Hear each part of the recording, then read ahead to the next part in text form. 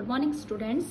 आज बेटा चैप्टर करेंगे हम इलेक्ट्रोकेमिस्ट्री, समझेंगे इलेक्ट्रोकेमिस्ट्री क्या है और इसकी एप्लीकेशंस क्या क्या है हमारी डेली लाइफ के अंदर। तो हमारे पास रिडॉक्स रिएक्शंस होती हैं जिसके अंदर क्या होता है, रिडक्शन प्लस में ऑक्सीडेशन, दोनों तरह की रिएक्शन साइड बाय साइड चलती है बेटा। तो रिडॉक्स रिएक्शंस हमारे पास होती हैं दो तरह की। कौन कौन सी? एक हमारे पास होती है बेटा स्पॉन्टेनियस रिडॉक्स रिएक्शंस, और एक हमारे पास क्या होती है, नॉन स्पॉन्टेनियस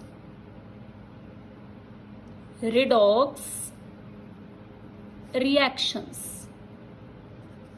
जो स्पॉन्टेनियस रिडॉक्स रिएक्शंस होती हैं ये हमारी होती हैं ऑटोमेटिक।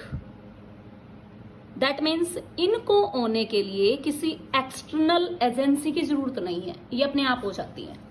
और जो नॉन स्पॉन्टेनियस है ये नॉन ऑटोमेटिक होती हैं, मतलब अपने आप नहीं हो सकती।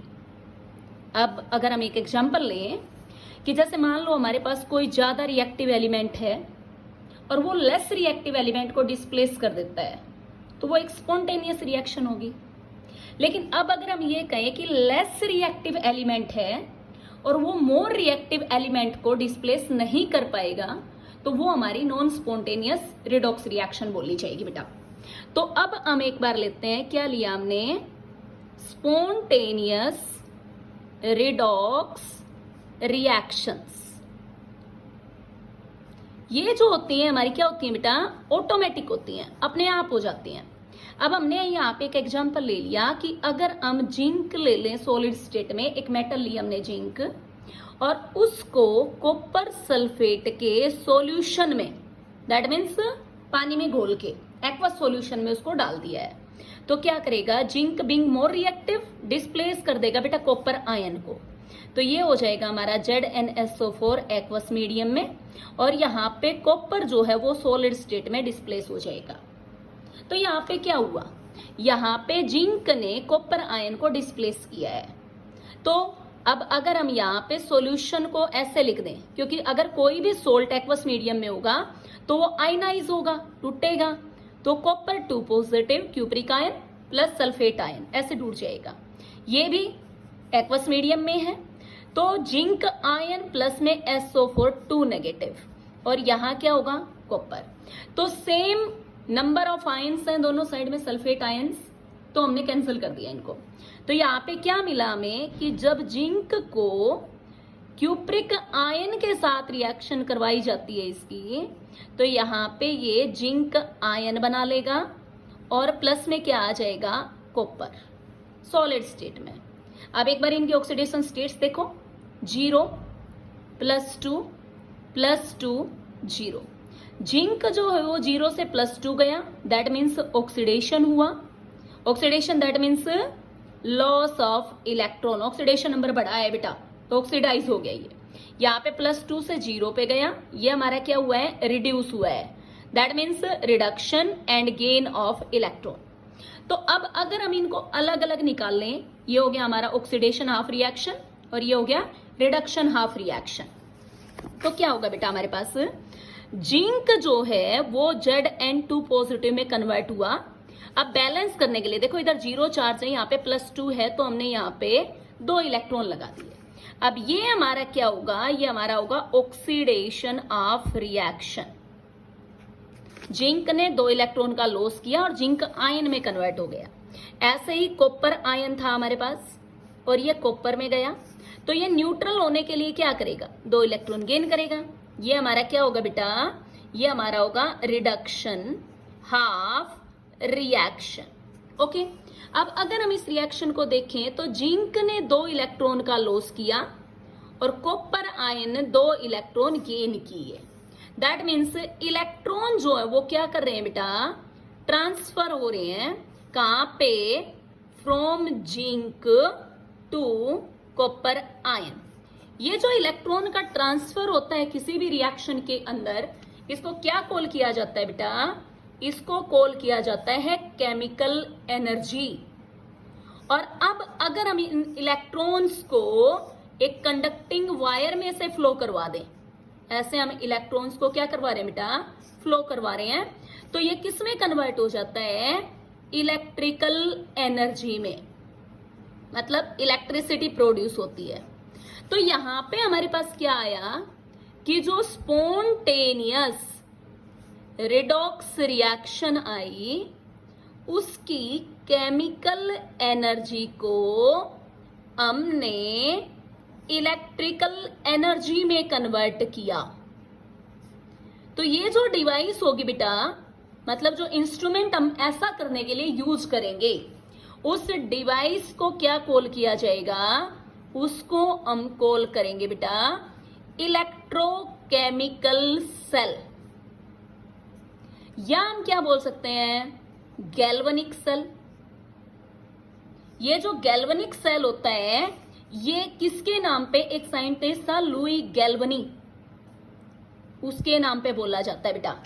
या हम इसको क्या कह सकते हैं, हम इसको कॉल कर सकते हैं वोल्टाइक सेल। किसके नाम पे, अलेसेंड्रो वोल्टा के नाम पे, अलेसेंड्रो वोल्टा इसके नाम पे। तो केमिकल एनर्जी, दैट मीन्स जो केमिकल रिएक्शन के अंदर एनर्जी प्रोड्यूस हुई, उसको हमने इलेक्ट्रिकल एनर्जी में कन्वर्ट किया। तो जो डिवाइस यूज करेंगे, इंस्ट्रूमेंट यूज करेंगे, that is called electrochemical cell या गैल्वेनिक सेल या वोल्टाइक सेल। मतलब स्पॉन्टेनियस रिडॉक्स रिएक्शन का रिजल्ट आया केमिकल एनर्जी, और उसको इलेक्ट्रिकल एनर्जी में हमने अपने यूज के लिए कन्वर्ट किया। तो डिवाइस हुई हमारी इलेक्ट्रोकेमिकल सेल। अब बात आती है बेटा किसकी, नॉन स्पॉन्टेनियस रिडॉक्स रिएक्शन की, जो अपने आप नहीं हो सकती। अब पानी ऊपर से नीचे तो गिर जाएगा, लेकिन नीचे से ऊपर अपने आप नहीं जाएगा बेटा, उसके लिए हमें क्या करना पड़ेगा, इलेक्ट्रिकल एनर्जी देनी पड़ेगी, इलेक्ट्रिसिटी देनी पड़ेगी। तो यहाँ पे रिएक्शन हो नहीं रही, तो हमने उसको क्या प्रोवाइड किया, इलेक्ट्रिकल एनर्जी, और उसकी हेल्प से रिएक्शन हुई। दैट मीन्स रिएक्शन होगी तो क्या प्रोड्यूस होगा, केमिकल एनर्जी। तो इलेक्ट्रिकल एनर्जी को केमिकल एनर्जी में हमने क्या किया, कन्वर्ट किया। तो अब जो ये दिया कि इलेक्ट्रिकल एनर्जी को हमने किस में कन्वर्ट किया बेटा, केमिकल एनर्जी में। मतलब इलेक्ट्रिसिटी दे रहे हैं और इलेक्ट्रॉन की मूवमेंट देख रहे हैं कि एक जगह से दूसरी जगह पे जा रहे हैं। तो अब ये जो डिवाइस आएगी बेटा हमारी, मतलब नॉन स्पॉन्टेनियस रिडॉक्स रिएक्शन के अंदर, इस डिवाइस को हम नाम देंगे इलेक्ट्रोलिटिक सेल। क्या नाम देंगे, इलेक्ट्रोलिटिक सेल। ठीक है। तो अब हमारे पास दो तरह की रिएक्शंस हुई, स्पॉन्टेनियस रिडॉक्स रिएक्शन, और एक हुई बेटा नॉन स्पॉन्टेनियस रिडॉक्स रिएक्शन। इसमें हमने केमिकल एनर्जी को किस में कन्वर्ट किया, इलेक्ट्रिकल एनर्जी में। और यहां पे क्या हुआ, यहां पे इलेक्ट्रिकल एनर्जी को केमिकल एनर्जी में कन्वर्ट किया। किसमें कन्वर्ट किया, केमिकल एनर्जी में। तो ये जो ब्रांच है ना बेटा, ये जो ब्रांच है, इसको बोलते हैं electrochemistry. That means the branch of chemistry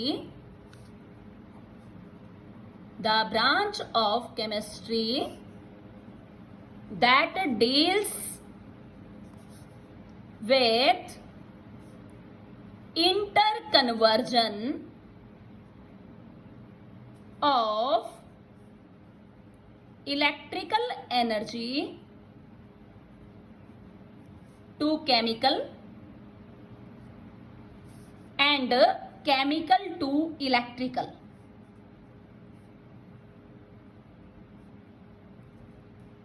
is called electrochemistry.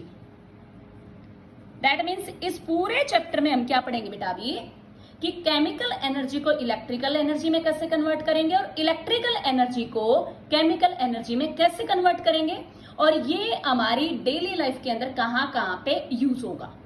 Okay, तो कल हम क्या करेंगे बेटा, इलेक्ट्रोलाइटिक सेल्स के बारे में पढ़ेंगे। आज इतना ही काफी है, ठीक है। Okay, thank you.